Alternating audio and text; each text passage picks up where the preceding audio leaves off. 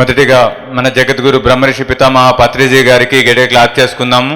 ಮೊದಲನೇದಾಗಿ ನಮ್ಮೆಲ್ಲರ ಪ್ರೀತಿಯ ಗುರುಗಳಾಗಿರುವಂತಹ ಪತ್ರಿಜಿ ಅವರಿಗೆ ಒಂದು ಜೋರಾಗಿ ಚಪ್ಪಾಳೆ.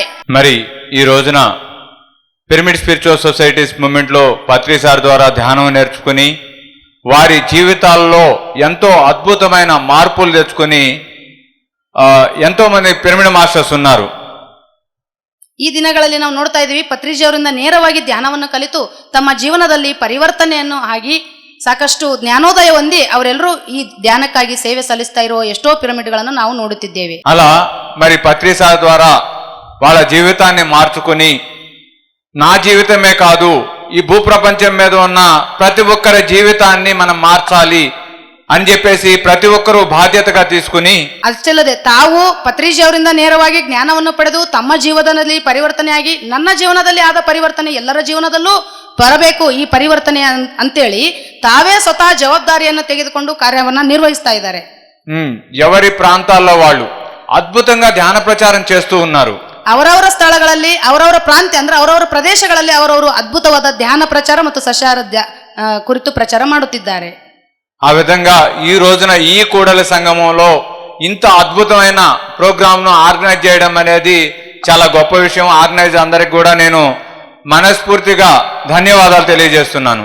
ಆ ನಿಟ್ಟಿನಲ್ಲಿ ಈ ಕೂಡಲ ಸಂಗಮದಲ್ಲಿ ಇಷ್ಟು ಅದ್ಭುತವಾದ ಕಾರ್ಯಕ್ರಮವನ್ನು ಆಯೋಜನೆ ಮಾಡುವುದು ಬಹಳ ಅದ್ಭುತವಾಗಿದೆ. ಈ ಕಾರ್ಯಕ್ರಮದ ಆಯೋಜಕರಿಗೆ ನಾನು ಹೃತ್ಪೂರ್ವಕವಾಗಿ కృతజ్ఞతಗಳನ್ನು సಲ್ಲಿస్తా ఇದ್ದೇನೆ. నాకు తెలుసు ఒక ప్రోగ్రామ్ చేయాలి అంటే ఆ రోజు ఏమీ అయిపోదు.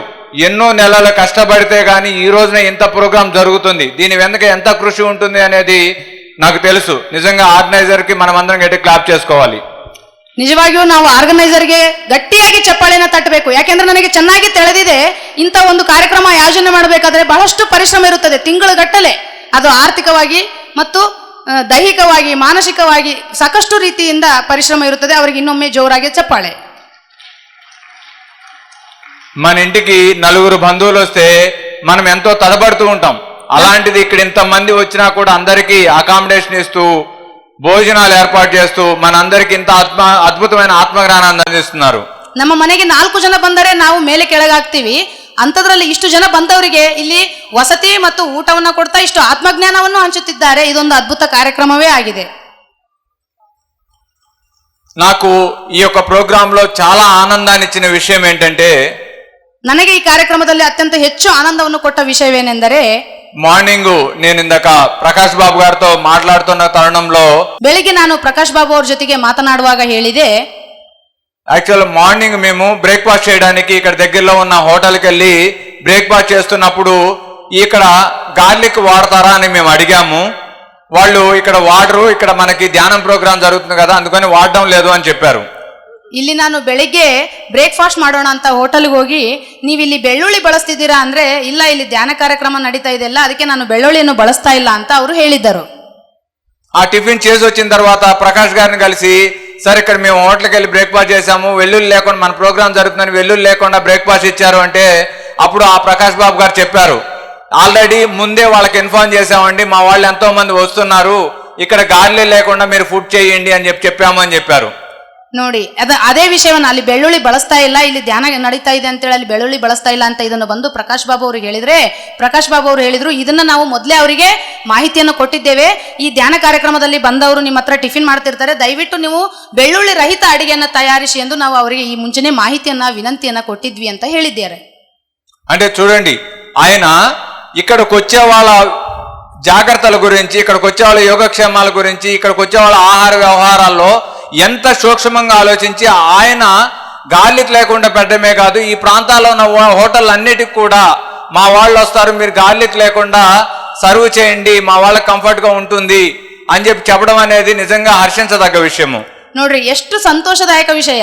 ಅವರು ಎಷ್ಟು ಸೂಕ್ಷ್ಮವಾಗಿ ಎಷ್ಟು ವ್ಯವಸ್ಥಿತವಾಗಿ ಮಾಡಿದ್ದಾರೆ ಅಂದ್ರೆ ನಮ್ಮ ಧ್ಯಾನ ಬಂಧುಗಳು ಬರ್ತಾರೆ. ಯಾಕಂದ್ರೆ ನಾವು ಬೆಳ್ಳುಳ್ಳಿ ತಿಂದಾಗ ಅದರ ಎನರ್ಜಿಸ್ ಲೆವೆಲ್ ತುಂಬಾ ಕಡಿಮೆ ಆಗಿರುತ್ತೆ. ಅದಕ್ಕೆ ಇದನ್ನ ತುಂಬಾ ಸೂಕ್ಷ್ಮವಾಗಿ ಗ್ರಹಿಸಿ ಬಹಳ ವ್ಯವಸ್ಥಿತವಾಗಿ ಅವರು ಇಲ್ಲಿ ಇರುವ ಎಲ್ಲ ಬ್ರೇಕ್ಫಾಸ್ಟ್ ಸೆಂಟರ್ಗಳಿಗೆ ಅಂದ್ರೆ ಟಿಫಿನ್ ಸೆಂಟರ್ಗಳಿಗೆ ಮೊದಲೇ ಮಾಹಿತಿ ಕೊಟ್ಟಿದ್ದಾರೆ ಬೆಳ್ಳುಳ್ಳಿ ರಹಿತ ಆಹಾರ ತಯಾರಿಸಲು. ಅದು ನನಗೆ ತುಂಬಾ ಸಂತೋಷವೆನಿಸಿತು ಅವರು ವ್ಯವಸ್ಥಿತವಾಗಿ ಈ ಒಂದು ಕಾರ್ಯವನ್ನು ಮಾಡಿರೋದಕ್ಕೆ. Thank you very much Prakash Babu గారు. Thank you very much Prakash Babu అవరే. మరి ఈ విధంగా మరి ఇక్కడ ప్రకాష్ బాబు గారు టీం ఎలా అయితే ఈ ఈవెంట్ ఆర్గనైజ్ చేస్తున్నారో అలాగే పిరమిడ్ స్పిరిచువల్ సొసైటీస్ మూవ్మెంట్ లో ఎంతో మంది ఈ ధ్యానాన్ని, శాకాహారం యొక్క విశిష్టతని, అహింసా సిద్ధాంతాన్ని విస్తృతం చేయడానికి ఎంతో మంది ప్రయత్నాలు చేస్తూ ఉన్నారు. ಇಲ್ಲಿ ಹೇಗೆ ಪ್ರಕಾಶ್ ಬಾಬು ಅವರು ಹಾಗೂ ಅವರ ತಂಡ ಈ ಒಂದು ಕೆಲಸವನ್ನ ಮಾಡ್ತಾ ಇದ್ದಾವೋ ಧ್ಯಾನ ಪ್ರಚಾರ ಮತ್ತು ಸಸ್ಯಾಹಾರ ಜಾಗೃತಿಗಾಗಿ, ಅದೇ ರೀತಿ ಇಡೀ ಎಲ್ಲ ಪ್ರಪಂಚದಾದ್ಯಂತ ಕೂಡ ಸುಮಾರು ಜನ ಪಿರಮಿಡ್ ಮಾಸ್ಟರ್ಗಳು ಇದೇ ಕಾರ್ಯವನ್ನ ಅದ್ಭುತವಾಗಿ ನಿರ್ವಹಿಸ್ತಾ ಇದ್ದಾರೆ. ఆ వందల మంది వేల మంది పిరమిడ్ మాస్టర్లు నేను ఒక్కడిగా నేను నేర్చుకున్న ధ్యానాన్ని, నేను లబ్ధి పొందిన ధ్యానాన్ని నా ద్వారా కొంతమందికి అందించాలి అనే ఆలోచనతో వినూత్నంగా దాన్ని ముందుకు తీసుకెళ్లాలనే ఆ యొక్క సంకల్పంతో వజ్రైకా ఫౌండేషన్ స్టార్ట్ చేసి తద్వారా గురుస్థాన్ని హైదరాబాద్లో ఎస్టాబ్లిష్ చేయడం జరిగింది. ಆ ನೂರಾರು ಸಾವಿರಾರು ಜ್ಞಾನ ಪಡೆದು ಧ್ಯಾನ ಹಂಚುತ್ತಿರುವವರಲ್ಲಿ ಒಬ್ಬರಾದ ನಾನು ಈ ಎಲ್ಲರಿಂದ ಸ್ಫೂರ್ತಿಗೊಂಡು ವಿನೂತನವಾಗಿ ಇನ್ನಷ್ಟು ಮತ್ತಷ್ಟು ಧ್ಯಾನ ಜಗತ್ತನ್ನು, ಸಸ್ಯಾಹಾರ ಜಗತ್ತನ್ನು ನಿರ್ಮಾಣ ಮಾಡುವುದಕ್ಕಾಗಿ ಹೈದರಾಬಾದಿನಲ್ಲಿ ವಸುದೈವ ಫೌಂಡೇಶನ್ ಅನ್ನೋದರ ಮೂಲಕ ಗುರುಸ್ಥಾನ ಅನ್ನುವ ಒಂದು ಧ್ಯಾನ ಕೇಂದ್ರವನ್ನ ನಿರ್ವಹಿಸುತ್ತಿದ್ದೇನೆ. పత్రి సారు ఎప్పుడు వెళ్ళినా నేను గమనించేవాడిని. ఒకటి, ఎవరు వెళ్ళినా పత్రి సార్ దగ్గరికి మొట్టమొదటి ధ్యానం చెప్పేవాళ్ళు. కానీ భోజనం సమయానికి వస్తే ధ్యానం కూడా తర్వాతే, ముందు భోజనం కడుపు నిండా భోజనం పెట్టిన తర్వాతే ధ్యానము అని చెప్పేవాళ్ళు. ನಾನು ಪತ್ರಿಜಿ ಸರ್ ಅವರನ್ನು ಗಮನಿಸುತ್ತಿದ್ದೆ. ಅವರು ಯಾರು ಮೊದಲು ಅವ್ರ ಹತ್ರ ಯಾರು ಹೋದ್ರೂ ಧ್ಯಾನವನ್ನೇ ಹೇಳ್ತಾ ಇದ್ರು. ಆದ್ರೆ ಊಟದ ಸಮಯಕ್ಕೆ ಬಂದಾಗ ಮಾತ್ರ ಅವರು ಧ್ಯಾನವನ್ನು ಹೇಳ್ತಾ ಇರಲಿಲ್ಲ, ಮೊದಲು ಊಟವನ್ನು ಕೊಡುತ್ತಿದ್ದರು. కాబట్టి నేను ఆ పత్రి సార్ని గమనించినంతలో మనము ప్రతి ఒక్కరికి ధ్యానం చెప్పాలి, కానీ మన దగ్గరికి ధ్యానం నేర్చుకోవడానికి భోజనం సమయంలో వస్తే ముందు వాళ్ళ ఖచ్చితంగా భోజనం పెట్టాలి అనే గొప్ప సంకల్పంతో గురుప్రసాదం ప్రాజెక్ట్ ని మేము చేపట్టి 365 రోజులు అక్కడ గురుస్థానంలో గురుప్రసాదం ఉంటుంది.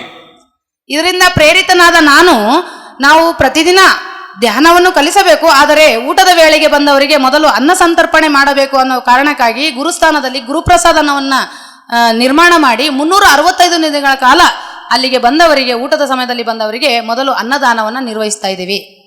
అలా అక్కడ ఎస్ఆర్ నగర్ లో ఆ గురుస్థానం స్థాపించిన తర్వాత నాకు 100 గురుస్థానాలు పెట్టాలనే ఒక ఇంట్యూషన్, ఒక మెసేజ్ లాగా నాకు అనిపించింది. ಅಲ್ಲಿ ನಾನು ಗುರುಸ್ಥಾನ SR ನಗರ್, ಹೈದರಾಬಾದಿನ SR ನಗರದಲ್ಲಿ ಗುರುಸ್ಥಾನವನ್ನು ಸ್ಥಾಪಿಸಿದ ಮೇಲೆ ನನಗೆ ಬಂದ ಸಂಕಲ್ಪ ಏನಂದ್ರೆ ಇಂಥ 100 ಗುರುಸ್ಥಾನಗಳನ್ನ ಸ್ಥಾಪಿಸಬೇಕು ಎಂದು ನನ್ನ ಸಂಕಲ್ಪವಾಯಿತು. ಆ ಸಂಕಲ್ಪಾనికి అనుగుణంగా మరి 2 months బ్యాక్ హైదరాబాద్ లోనే శ్రీనగర్ కాలనీ అనే ఇంకో ప్రదేశంలో రెండో గురుస్థానం కూడా మనము ప్రారంభించుకోవడం జరిగింది.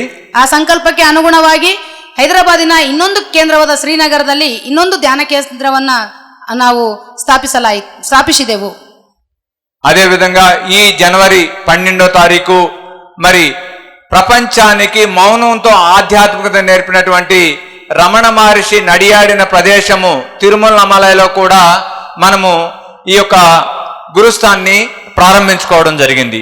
ಅದೇ ರೀತಿ ಪ್ರಪಂಚಕ್ಕೆ ಮೌನದ ಕುರಿತು ಸಂದೇಶ ನೀಡಿ ಸಾಕಷ್ಟು ಆಧ್ಯಾತ್ಮಿಕ ಸಾಧನೆಯನ್ನು ಮಾಡಿದಂತಹ ರಮಣ ಮಹರ್ಷಿಗಳ ಕೇಂದ್ರವಾಗಿರುವಂತಹ ತಿರುವಣ್ಣಾಮಲೈನಲ್ಲಿ ಜನವರಿ 12ನೇ ತಾರೀಕು ಇನ್ನೊಂದು ಗುರುಸ್ಥಾನವನ್ನ ಸ್ಥಾಪಿಸುವ ಮತ್ತು ನಿರ್ಮಾಣ ಮಾಡಿ ಅಲ್ಲಿ ಒಂದು ಆಧ್ಯಾತ್ಮಿಕ ಧ್ಯಾನ ಕೇಂದ್ರ, ಪಿರಮಿಡ್ ಧ್ಯಾನ ಕೇಂದ್ರವನ್ನ ನಿರ್ವಹಿಸ್ತಾ ಇದ್ದೀವಿ.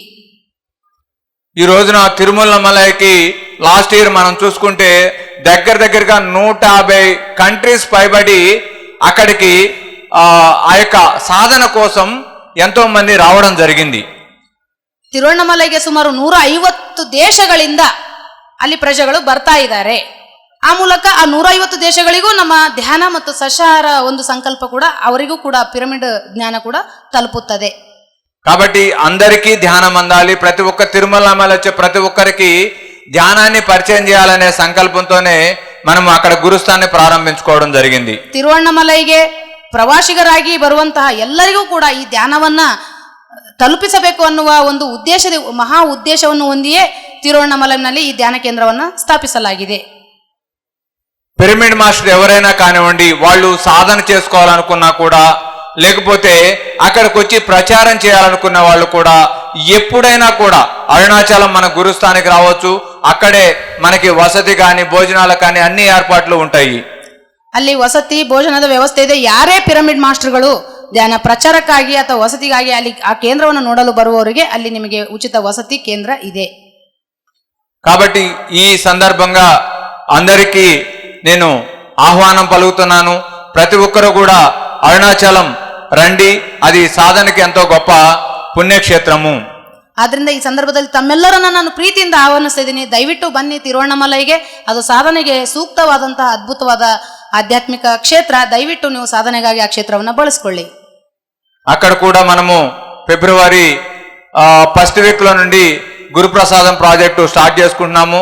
ఎంతమంది వచ్చినా కూడా నిరంతరము అక్కడ గురుప్రసాదము అందించాలని మేము సంకల్పించుకున్నాము.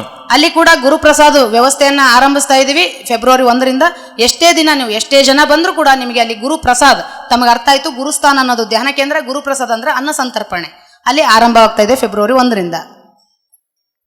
కాబట్టి ఇది మనది, మనందరి బాధ్యత. కాబట్టి మనమందరం కలిసి ఆ యొక్క అరుణాచలం అంతా కూడా ధ్యానమయం చేద్దాము. ಆದ್ರಿಂದ ಇದೆಲ್ಲ ನಮ್ಮೆಲ್ಲರ ಜವಾಬ್ದಾರಿ. ನಾವು ತಿರುವಣ್ಣಾಮಲೈನ ಮೂಲಕ ಅರುಣಾಚಲವೆಲ್ಲ ಧ್ಯಾನಮಯವಾಗಿಗೊಳಿಸೋಣ. ನಾವೆಲ್ಲರೂ ಸೇರಿ ಈ ಒಂದು ಸಂಕಲ್ಪವನ್ನ ಸಾಧಿಸೋಣ. మనందరి లక్ష్యం అరుణాచలం ఎవరు వచ్చినా కూడా తిరిగి ధ్యానం నేర్చుకునే తిరిగి వెళ్ళాలి. ಅರುಣಾಚಲ ಬಂದವರೆಲ್ಲರೂ ನಮ್ಮೆಲ್ಲರ ಒಂದೇ ಗುರಿ, ಅರುಣಾಚಲಂಗೆ ನೋಡಲು ಬಂದವರೆಲ್ಲ ಧ್ಯಾನವನ್ನು ಕಲಿತೇ ಹೋಗಬೇಕು. Thank you very much friends. Welcome to all to Arunachalam. Thank you. ಎಲ್ಲ ಸ್ನೇಹಿತರಿಗೆ, ಮಿತ್ರರಿಗೆ ಧನ್ಯವಾದಗಳು. ನೀವೆಲ್ಲರಿಗೂ ಪ್ರೀತಿಯ ಆಹ್ವಾನ ಅರುಣಾಚలంಗೆ. అదే విధంగా ఒక నిమిషం మా యొక్క వైఫ్ మీనా గారు వారి యొక్క ಮೆಸೇಜ್ ఇస్తారు. ಒಂದು ನಿಮಿಷದಲ್ಲಿ ನನ್ನ ಧರ್ಮಪತ್ನಿ ಮೀನಾ ಅವರು ಸಂದೇಶವನ್ನು ಕೊಡಲಿದ್ದಾರೆ. అందరికీ ధ్యానాభివందనాలు. సో మీ అందరికీ ఇదే మా ఆత్మీయ ఆహ్వానం. ప్రతి ఒక్కరూ అరుణాచలం రండి. మీరు ఈ గురుస్థాన్ మన మెడిటేషన్ సెంటర్ ఉంది అక్కడ. సో ప్రతి ఒక్కరు వచ్చి అక్కడ ఎవరైతే మౌనంగా ఉండాలనుకుంటున్నారో, ఎవరైతే మౌనం యొక్క విశిష్టత తెలియాలనుకుంటున్నారో వాళ్ళందరూ కూడా వచ్చి ఈ సదవకాశాన్ని వినియోగించుకోవాలని కోరుకుంటున్నాను. సో ఈ యొక్క ಇನ್ಫಾರ್ಮೇಷನ್ ಪ್ರತಿ ಒಕ್ಕರು మీ ಫ್ರೆಂಡ್ಸ್ ಅಂಡ್ ಫ್ಯಾಮಿಲಿ ಮೆಂಬರ್ಸ್ తో ಶೇರ್ చేసుకోండి. ಈ ಮೂಲಕ ತಮ್ಮೆಲ್ಲರಲ್ಲಿ ಒಂದು ಏಕೈಕ ಪ್ರೀತಿಯ ಕೋರಿಕೆ ಏನು ಅಂದ್ರೆ, ತಾವೆಲ್ಲರೂ ಪ್ರತಿಯೊಬ್ಬರು ನಾವು ಅರುಣಾಚಲಂಗೆ ಬರಬೇಕು, ಗುರುಸ್ಥಾನವನ್ನು ಬಳಸ್ಕೋಬೇಕು. ಅಲ್ಲಿ ಆಧ್ಯಾತ್ಮಿಕ ಕೇಂದ್ರದಲ್ಲಿ ಧ್ಯಾನ ಮಾಡೋದ್ರ ಮೂಲಕ ಮುಖ್ಯವಾಗಿ ಮೌನ ಸಾಧನೆಯನ್ನು ಮಾಡಬೇಕು. ತಮಗೆ ಗೊತ್ತು, ರಮಣರು ಇಡೀ ಜೀವನ ಮೌನದಲ್ಲೇ ಇದ್ರು. 18 ಸೂತ್ರಗಳಲ್ಲಿ ಮೌನವೂ ಒಂದಾಗಿದೆ. ದಯವಿಟ್ಟು ಅಲ್ಲಿ ಬಂದು ಧ್ಯಾನ ಸಾಧನೆ, ಮೌನ ಸಾಧನೆ ಮಾಡಿಕೊಳ್ಳಿ. ಅಷ್ಟೆಲ್ಲ ತಮ್ಮ ಕುಟುಂಬಸ್ಥರಿಗೆ, ತಮ್ಮ ಸ್ನೇಹಿತರಿಗೆ ಕೂಡ ಈ ವಿಷಯವನ್ನು ತಿಳಿಸ್ರಿ. ಗುರುಸ್ಥಾನವನ್ನು ಬಳಸಿಕೊಂಡು ಆಧ್ಯಾತ್ಮಿಕ ಉನ್ನತಿಯನ್ನು ಸಾಧಿಸಿಕೊಳ್ಳಿರಿ. ನನಗೆ ಅನುವಾದಕ್ಕಾಗಿ ಅವಕಾಶ ಕೊಟ್ಟಂತ ವೇದಿಕೆಗೂ ನಾಗೇಂದ್ರ ಸರ್ ಅವರಿಗೂ ಧನ್ಯವಾದಗಳು. PMC ಕನ್ನಡ ಚಾನೆಲ್ ಅನ್ನು ಲೈಕ್ ಮಾಡಿ, ಶೇರ್ ಮಾಡಿ, ಸಬ್ಸ್ಕ್ರೈಬ್ ಮಾಡಿ ಮತ್ತು ಮಾಡಿಸಿ. ಎಲ್ಲರಿಗೂ ಧನ್ಯವಾದಗಳು.